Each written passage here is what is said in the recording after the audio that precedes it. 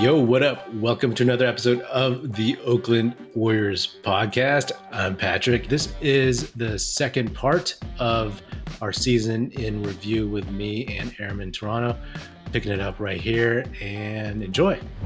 I guess, a lot of the post game, especially immediately after the game ended, was like, where do you rank these? And I kind of like how Steph after game 4 was like, I don't rank my performances. It's just about winning, right?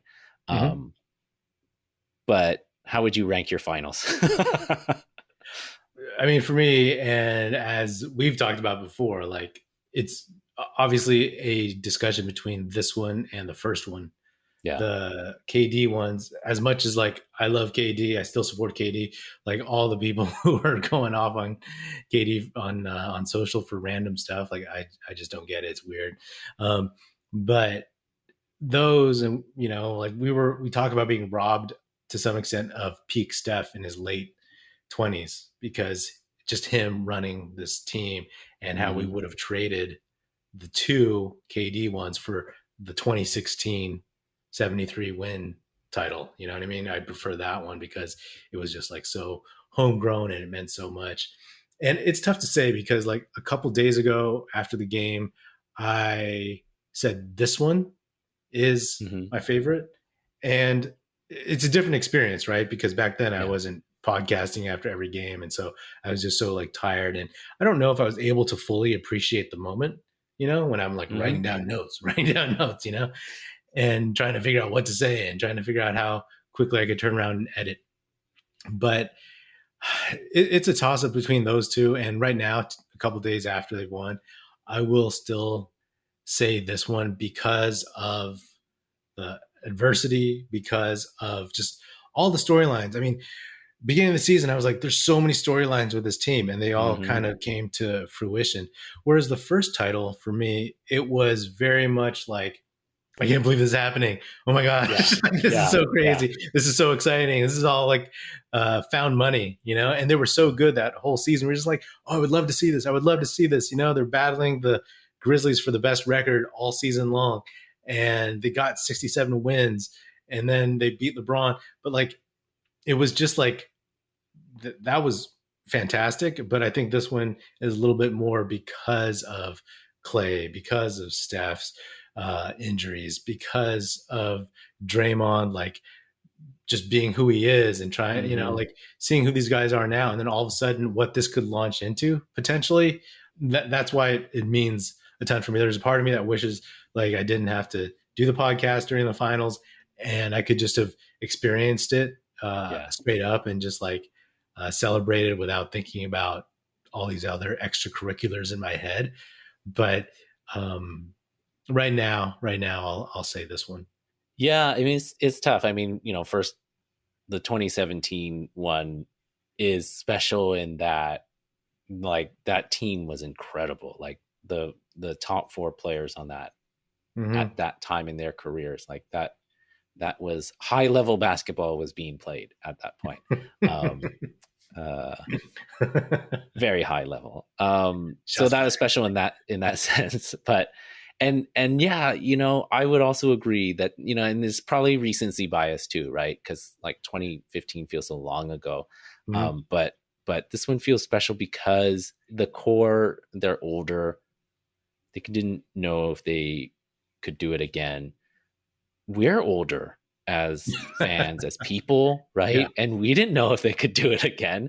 And it's really cool to see somebody, this team, these players come through again, right? It's that kind of like, like the movie where the old gunslinger comes back and, pulls it out of a hat, at the last minute or something like that. And and that's really cool because, I mean, so it relates to you kind of like life cycles and dynasties go in cycles too.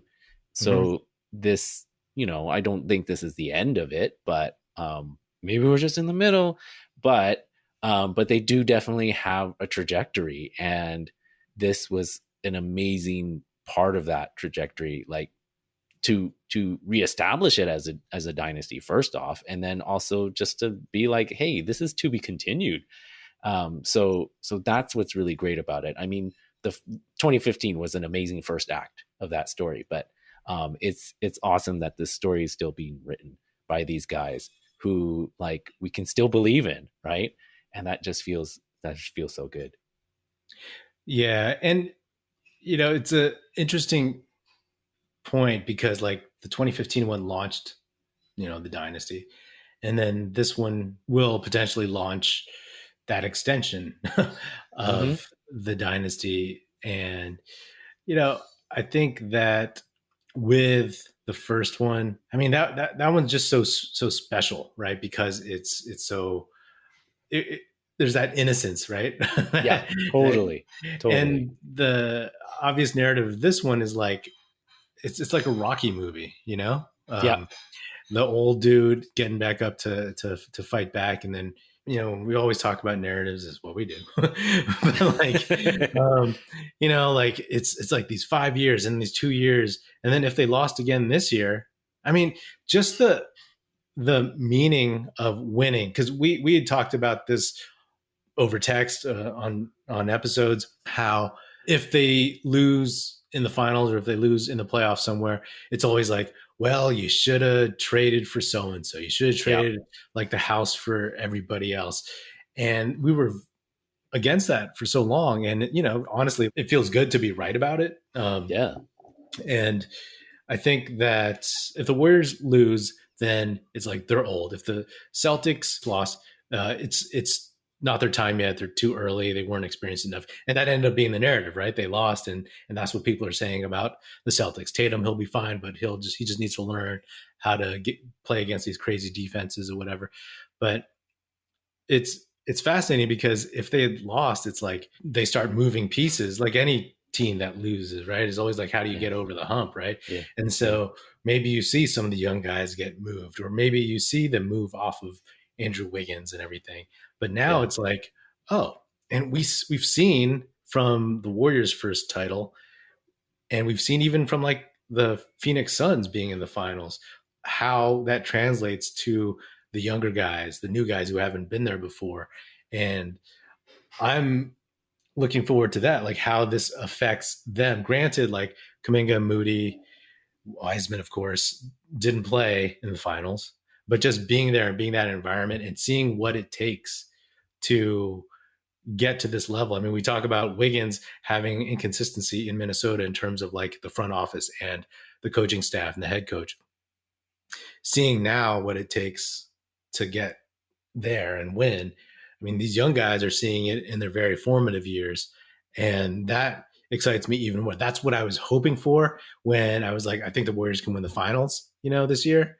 And it's awesome, like it's weird to see everybody all of a sudden, I mean, lack of a better term, nationally, like jump on that bandwagon, because we're like, hey, I've been saying this for a while. Like we've been talking about it for a while. Did you listen to my playoff preview?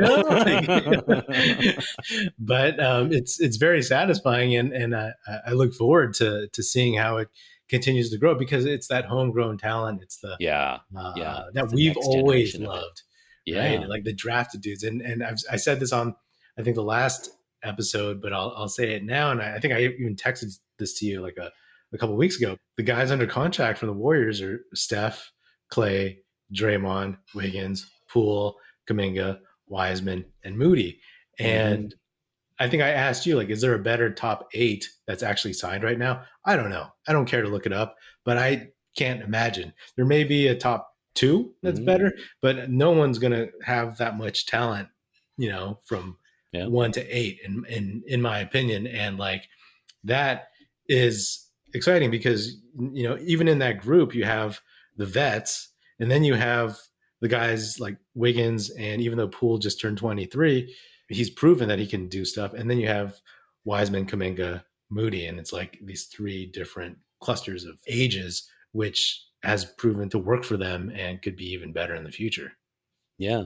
And it's a great credit, and they are getting credit, the front office and ownership, for mean, it's kind of running counter to, well, definitely ran counter to the narrative of they need to not waste Steph's prime. You need to go get somebody. We'll never know who was available. Clearly, there wasn't anybody they felt who was good enough to trade those things, but it's pretty bold to say this is what we're doing. And the thing is, it's like, I mean, you know, you can say 2 timelines and whatnot, but you know, the young timeline didn't factor into this playoffs. So I mean, it's a huge credit to the vets and the middle-aged dudes like Looney and GP2 and Wiggins. I mean, yeah, outside of Poole, like none of the young dudes contributed in this run. So so it's really, I mean, but I would say it was a really, really bold decision to make, and to just put that out there and made it be known that this is what we're going to do. And so Bob Myers, you know, deserves a lot of credit, and the ownership group, Lacob, you know. Let me ask you, so, you know, the hypotheticals always included Wiggins for salary purposes, and then some combination of Poole, Wiseman, the picks who became Kuminga, and Moody, of course, and even after they were drafted, right? If you throw Beal or Ben Simmons or Pascal Siakam, or again, this was never on the table, but everybody was pining for Damian Lillard, who hurt himself. It was out all season with an injury that he probably would have gotten still if he played for the Warriors. But like, do you think they win the title if they have, you know, Bradley Beal instead of Wiggins and Poole? No. You know, and yeah, I mean, we've talked about earlier in the season how like you don't need a trade for Beal because Poole has proven to be he's not as good as Beal yet, but like he's proven to be that guy who can like give you those points. We talked about that in like October or September or something, right? And he's cheaper too. None of the names that were out there, which was, you know, Simmons, Beal, Harden, like Miles Turner or whatever, like none of them are guarding Luka. None of them are guarding Tatum. None of them are checking Ja. I mean, you know, Wiggins had some success and some not against Ja. There's nobody who would have replicated what he did, right? They would have gotten so hurt on defense. And that goes to the point that we're going in the beginning, like the way that we understand team building, the way we understand how you need to win is this, you know, star-based system, right? You need to have this collection of stars. And actually, you don't. We already have the stars, first off. So, yeah, you do need stars. But you can be successful building the team this way, right? With like the right pieces, the right coaching, the right support, all of that kind of stuff. And it's not just about the money either, right? Yeah. So yeah, I mean, again, it's the way we understand basketball is this kind of bucked the normal kind of like fan base narrative. And maybe, you know, hey, a lot of the media too felt they should trade, should put all their chips on the table, go all in on a trade. But who else? Who was out there? It was like, yeah, sure. If Giannis was there, yeah, do it for that. But like, there wasn't. Bam Adebayo, sure. You know, I don't know. Yeah, but you remember around the draft, we were all in on the draft and keeping those dudes because our preference for like homegrown talent and what, you know, when Kuminga was gifted to us pretty much. And I just remember after the draft, like some people gave the Warriors a good grade, but then I remember like Kevin O'Connor, whatever his name is on the Ringer, like, oh, he just like Bill Simmons showed, they just ripped the Warriors for that. Yeah. And then like a bunch of Warriors Twitter was just, I mean, you know, Warriors Twitter is Warriors Twitter, but they were just like going to town on, first of all, like people who wanted, I always bring this up, so I apologize, but like, you know, Davion Mitchell, you know, because they're like, oh, we need that guy. You know what I mean? Somebody who's ready to step in right away. And hey, good player. Yeah, he's good. He's good. But I'll take Kuminga and GP2 any day. But, you know, I do kind of want to like just quickly like talk about what were things that you predicted or you felt were going to happen that actually happened. Do you have any terrible takes like from either Oh, before the season, even during the season, or before the playoffs. oh man. God, I haven't kept receipts on myself. So, I mean, I do remember my Wiggins and Oubre take, but um, I feel like in the preseason I was pretty much on the GP2 bandwagon, so I feel Yeah. vindicated about that. Like something just popped about when you saw him play, right? Like Hmm. even down the stretch of last year. Oh, well, you know me and Damian Lee. I've been a believer. I think at the beginning of the playoffs, I said Damian Lee will make an important shot. um, so he did not. But I do think there was one game, I think it was one of the Memphis games, where he made an important pass. He made an important Hmm. assist. And I think he passed it to Jordan Poole, who helped get him on track. It was like game 3 or so. I don't know. I think I remember that. And Yeah. that was the limit. That was the extent of which Damian Lee positive contributions.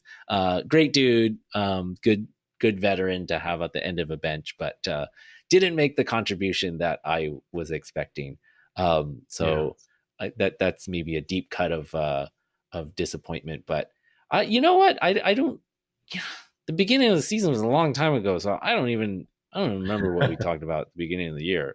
And this, like you said, so many things happened through this year. So many things Yeah. to talk about was just wild.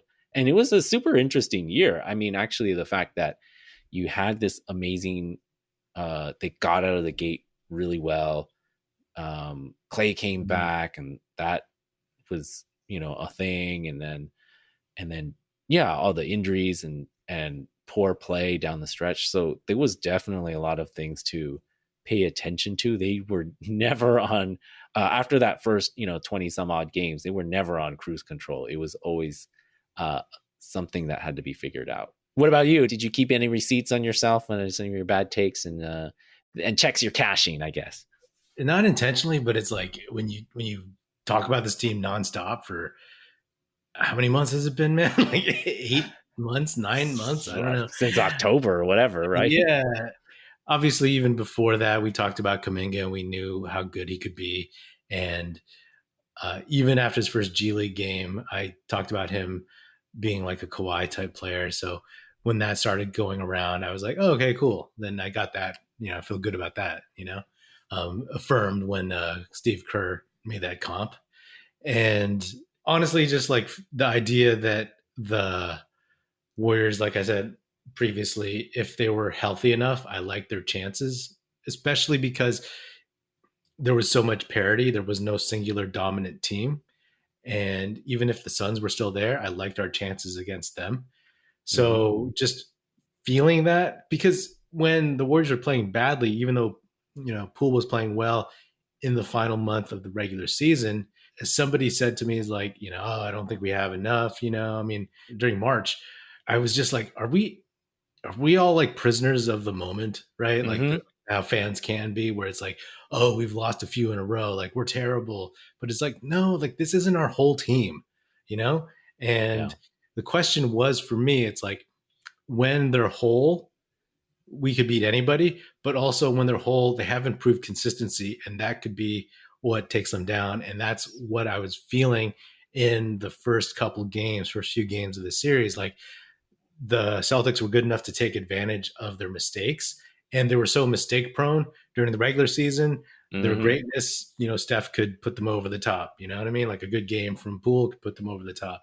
But in the finals, it didn't feel like they were doing enough. But obviously, they figured stuff out, and that's what's important. That's what I was hoping for. I didn't know if they could. So, Yeah. I felt like that was solid. And again, just like not trading for some random player, because we've been on that side where you trade a bunch of guys with talent for one dude to just like get you to the second round of the playoffs, back in the Mm-hmm. day, right? And we've seen how that falls apart. And so I didn't want that at all. One thing I got wrong was similar to your Damian Lee thing. I was like, I think there's going to be a playoff game where Andrew Wiggins' free throw shooting just like loses us a game or two. Yeah. No, hey, that's a good thing to be wrong about. Wow. Yeah. It was at one point, I think it was like game 1 or 2, one of the games that Mark Jones was calling. And then he was like, Wiggins has hit 15 free throws in a row. And then he missed it. Right. But it was like, whoa, this is a different dude. Like, he really focused on those free throws. And, oh, yeah. Oh, that was great. That was great. So, hey, that's a good thing to be wrong about. Yeah, absolutely. We talked about Steph already. How do you think this affects like Klay's legacy, Draymond's, Kerr's, if at all, right? Because Klay wants to be in the top 75. I guess next time it'll be top 100, but 25 years for 25 players to be better than Klay. We'll see, and then, Draymond and his arguments for everything. And then Steve Kerr, who was voted this year in the 75th anniversary, one of the top 15 coaches of all time. It's like, at first it felt like, meh, but now it's like, okay. No, man, I was totally on that where I was like, really? Steve Kerr? Like, really? And that's part of the, like, the frustration with him and like the things that we see that like he's been to how many finals, he's won how many championships, like he knows a lot more. He knows a lot more than I do. And like, sure, he doesn't always get it right, but like who bats 1,000? Nobody. And the coaching job that he did, that he led with the coaching staff, man, he pushed a lot of right buttons. And I was just impressed, like the hell out of the job that he did, because this was the hardest coaching job with all the ins and outs of the lineup, like trying to get these young players in, but not trying as much as we, not putting them in as much as we want to, and those kinds of things. Right. And really, really building towards what we saw, right? This focus on defense, where they're always going to focus on defense. They're always going to fall back to defense. If you have that mindset from the beginning of the season, then you always know that's going to be what you rely on. And that's just, baked into the team, right? Because they literally practice that all year, right? Yeah. It's frustrating to watch sometimes, but it's amazing, right? And so, and also, just quick shout out, like, I don't know what happened and why Kenny Atkinson decided not to go, but nice to have him back, so we don't have to fill as many holes in the coaching roster. But he didn't want to coach Oubre, and maybe he just realized James Wiseman is better than LaMelo Ball. Champion James Wiseman. I think I sent you a picture of him hugging the trophy. Oh, and then I saw the portrait on the Warriors Instagram of like, the backdrop, the black backdrop. And like, I gotta be honest, I'm happy for the guy, and I believe in the guy still, as long as he's healthy. But one of many championships. Let's hope. But yeah, exactly. But like, Atkinson is like, people have tossed the idea that like maybe he's going to replace Kerr down the road. Sure, if he wants to stay like 5 years or something, because Kerr says he's wanted to coach at least 10.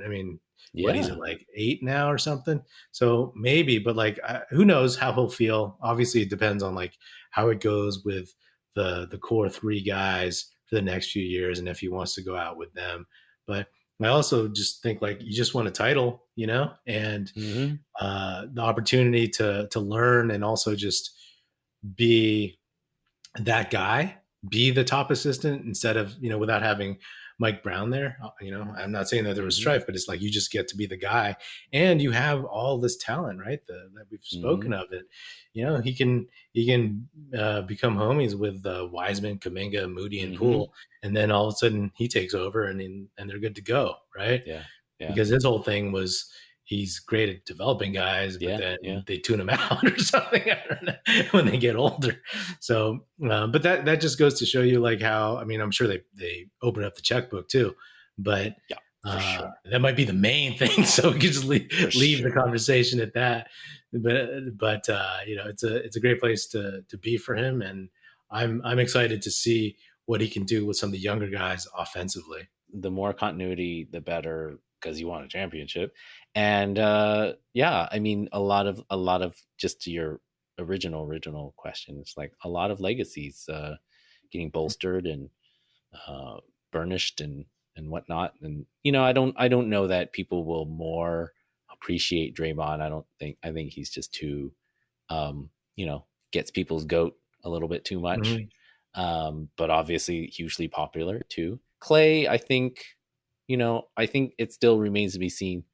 I think this is still a transition year. I mean, obviously, like a huge accomplishment to be out on the floor, and just to see how much perspective he has gained from that, and and by being able to communicate that, how we have had more perspective about that, what it means to him, what it means to these players, this core, what they mean to each other. And like, those are, as a fan, that's awesome, right? Like, that's just, never mind the legacies and narratives and whatnot, but like, just to see, it's so rare to have this many players play together for this long, right? Yeah. Like, however many games they've played together, it's like, it's in the record book. It's historic. They don't stick together. And part of that is their relationship with each other. They have the right mix. And then, but it's also, the team supporting them and engaging them and listening to them and paying them, so